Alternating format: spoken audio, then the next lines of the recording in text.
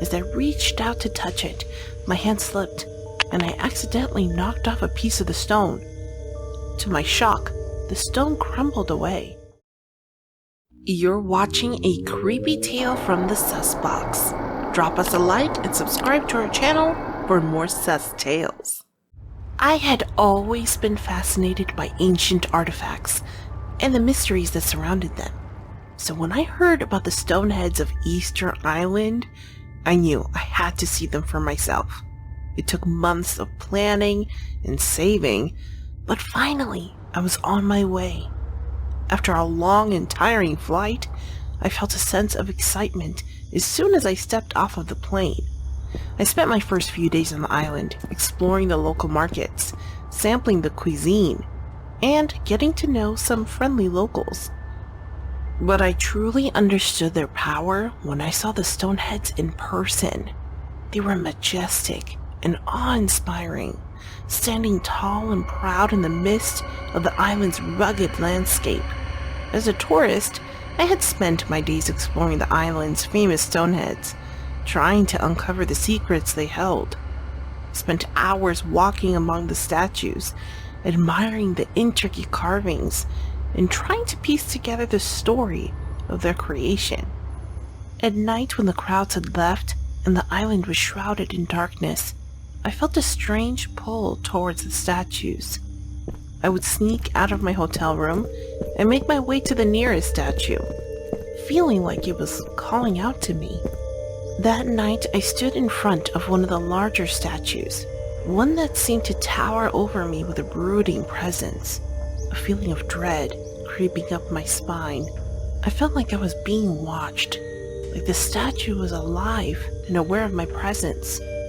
As I reached out to touch it, my hand slipped, and I accidentally knocked off a piece of the stone.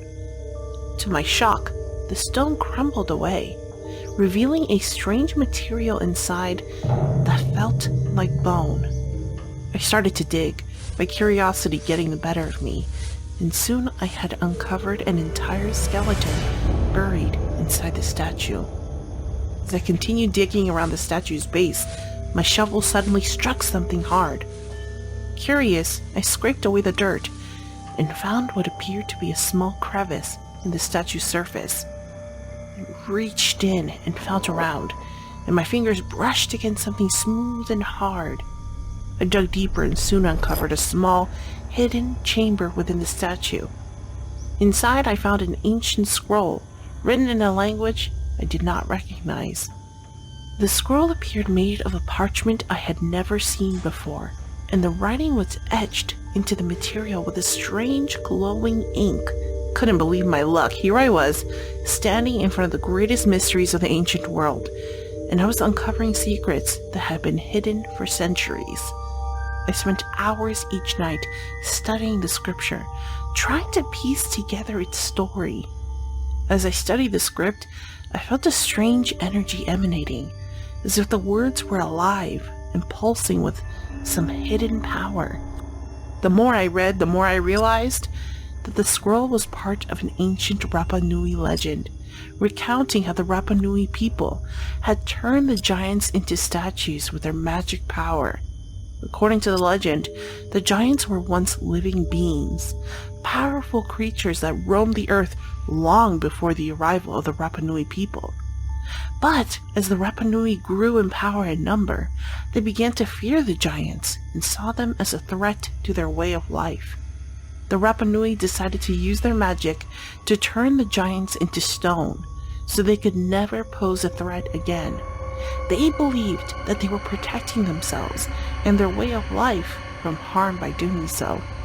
The legend continued, describing how the Rapa Nui people had used their magic to carve the stone into the shape of the giants so that their memories would live on forever. As I read, I realized that the scroll had power beyond mere words. It was as if the Rapa Nui people were speaking to me directly through the ages, telling me their story and warning me of the dangers hidden within the stone. I could feel the weight of their history upon me, and I knew that I had to be careful with the knowledge I had uncovered. The power of the Rapa Nui was not to be taken lightly, and I could sense that there were forces beyond my comprehension at work. As I carefully wrapped the scroll in cloth and placed it in my bag, I knew my journey was far from over.